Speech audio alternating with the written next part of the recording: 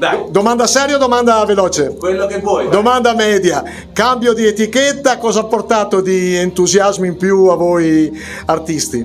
Hai detto la parola giusta, entusiasmo. È l'entusiasmo di un nuovo inizio, perché per noi è un nuovo capitolo che comincia con la Warner, con gli amici di Warner Italia, e dopo un periodo diciamo un po' di maggese, perché ci siamo chiusi in studio a buttare giù il più possibile dal punto di vista artistico, abbiamo fatto un sacco di canzoni e ci sentiamo in un momento in cui prevale quello che tu dici, l'entusiasmo, e siamo felici che questa cosa stia arrivando alle persone, questa genuinità, questo entusiasmo organico, genuino, perché non puoi immaginare quante persone ci fermano per strada, ai concerti, veramente impazziscono perché Italo Disco è arrivata proprio nella vita delle persone e noi siamo felicissimi. Questo ci fa piacere, non vi faccio altre domande perché Dai, da dai, contrario. dai. No, da 4 a 3 che differenza c'è?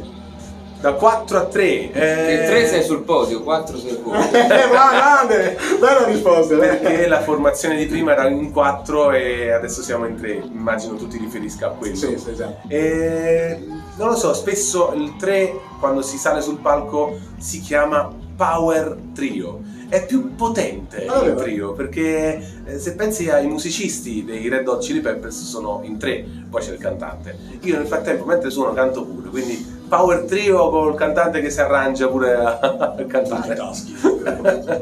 dico, preferisco sempre che sia tutto live, a prescindere dalla quantità di persone che suonano, perché pensiamo che la storia della musica arrivi da lì e il futuro della musica arrivi lì, nel suonato, nella performance live.